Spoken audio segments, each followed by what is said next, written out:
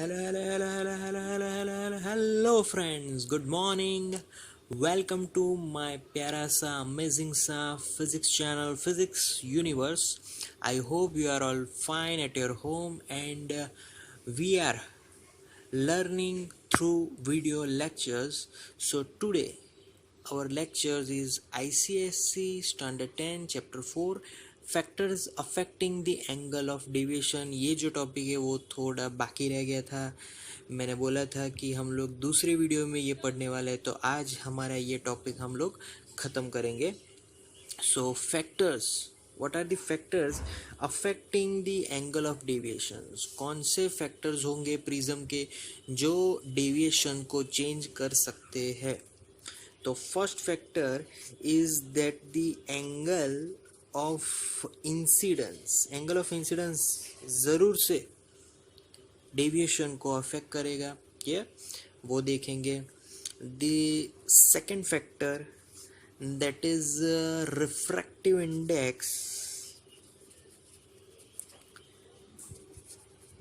index of prism में हम कौन से मटेरियल वाला ग्लास यूज करेंगे, that refractive index. Clear? Okay, now the third one is colour of prism का जो कलर है उस पे भी एंगल ऑफ डेविएशन अफेक्ट करेगा। Clear? So the fourth one, the angle of prism. Yes, angle of prism. Clear? So these are the factors. First we are talking about angle of incidence. So now we are talking briefly about all the factors. So first of all, incident angle कैसे affect करेगा prism के deviation पे। Clear? सो पहले तो हम लोग बात करेंगे कि पर्टिकुलर अगर हम लोग एंगल ऑफ इंसिडेंट बढ़ाएंगे तो पर्टिकुलर वे तक हमारा जो डेविएशन है ना वो डिक्रीज होता चला जाएगा। So both are inversely proportional up to certain limit, but एक मोमेंट ऐसा आएगा कि डेल्टा एम जो एंगल ऑफ डेविएशन है वो सबसे कम मिलेगा। Then again further increasing angle of incident we get increasing value in angle of deviations. इसका मैं ग्राफ ड्रॉ करूँगा। Graph is between angle of deviation versus angle of incident. तो क्या हो रहा है एक्चुअल में? So up to certain value तक ये एक मिनिमम वैल्यू उसने कवर की and then it will increase further. Clear? तो पहले डिक्रीज हुआ फिर इंक्रीज हुआ। सो ये एक पर्टिकुलर वैल्यू होगी, उसको हम बोलेंगे delta M as a minimum angle of deviation. Minimum angle of deviation. Clear? तो at the time of delta M, जब कभी भी हम लोग डेल्टा एम कवर करेंगे, then there will be I1 is equal to I2। दोनों same हो जाएंगे, दोनों equal. So we know that the formula of prism delta plus A is equal to I1 plus I2. Then our equation, by putting these values, delta plus A is equal to I1 plus I1. So this will become now delta is equal to 2I minus A. तो हमारा जो minimum deviation, क्योंकि जब कभी भी दोनों same रखूँगा तो डेल्टा एम हो जाएगा मिनिमम डेविएशन एंगल। और मिनिमम डेविएशन एंगल एक ऐसा एंगल है कि जहाँ पे angle of incident and angle of emergent रे will become same. Clear? So that is the main characteristic of angle of incident between angle of incident and angle of deviations. Clear? Okay, so here अब इसके कुछ कैसे change हो रहा है उसको हम लोग ड्रॉ करने वाले हैं। सपोज कि मैंने एक पहला प्रिज्म लिया, ये तब जो एंगल था वो था ज़्यादा मतलब कि 70 डिग्री। फिर क्या होगा, तो यहाँ से एक नॉर्मल, यहाँ से एक नॉर्मल, यहाँ से ये लाइट रे जाएगी तो यहाँ पर थोड़ा टर्न लेगी, फिर अगेन वो बेस के डिपेंड से अगेन रिफ्रैक्ट होगी।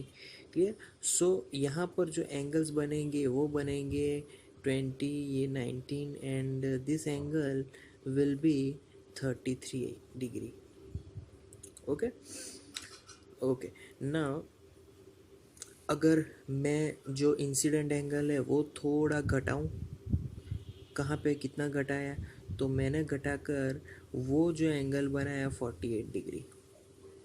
तब जब 48 डिग्री बनाया तब ये जो लाइट रे है वो रिफ्रैक्ट होके exactly parallel to the base हो गई, मतलब it will become exactly parallel to the base. Okay, now again it will emerging out from the prism.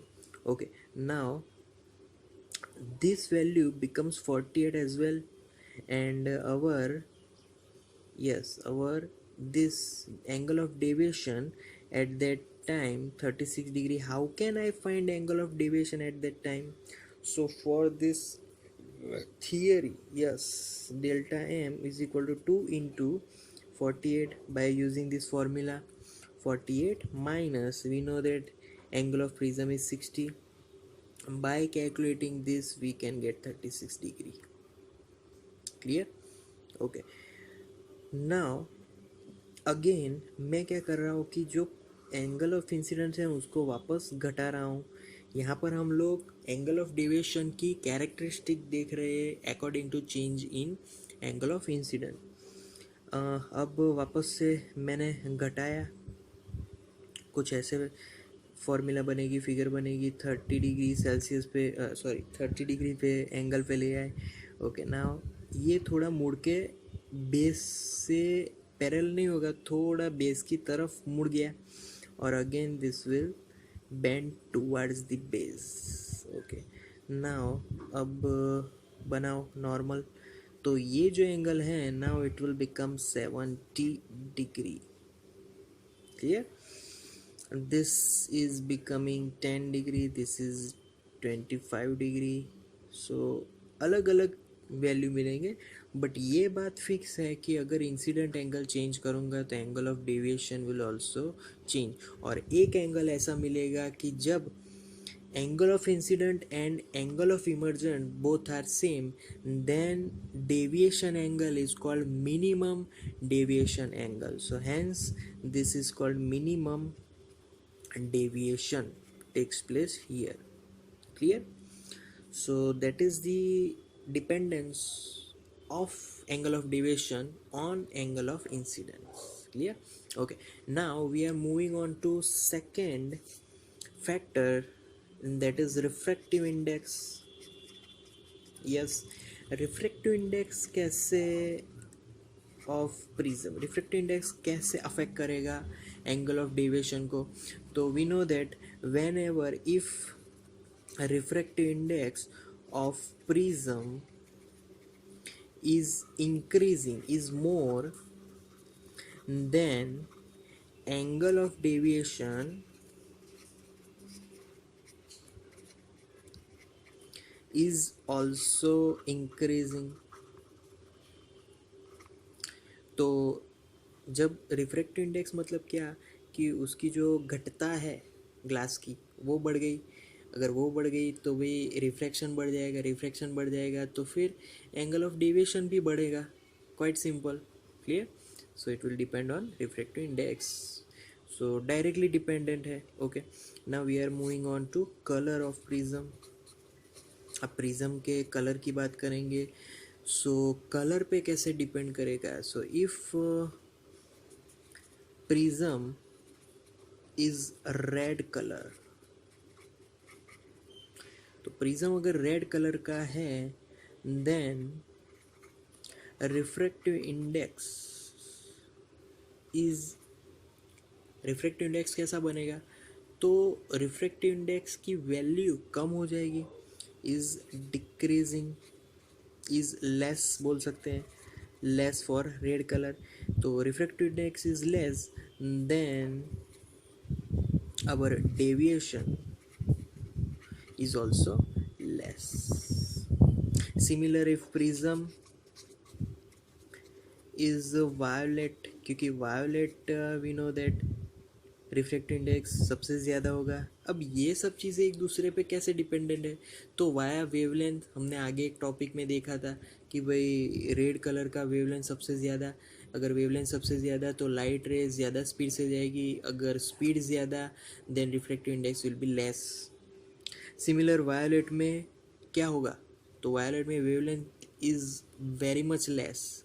If wavelength is less, speed is more then sorry, here speed is less, then refractive index is more, then deviation will be more. So if prism is violet color, then refractive index is what? Refractive index is more than deviation. Yes, deviation is more. Clear? And the fourth one is of angle of prism. So angle of prism में similarly अगर prism angle बढ़ गया तो refraction is also increasing. So due to refraction is increasing, deviation is also increasing. So angle of deviation increases with increasing prism angle. Clear? As simple as that. तो prism angle अगर बढ़ेगा तो deviation भी बढ़ेगा, क्योंकि सब बढ़ने वाला है. Refraction is also increasing there. Clear? तो so that these are the factors affecting the angle of deviation. So thank you very much guys to listening my video lecture till the end. Thank you so much, that means a lot to me. Thank you.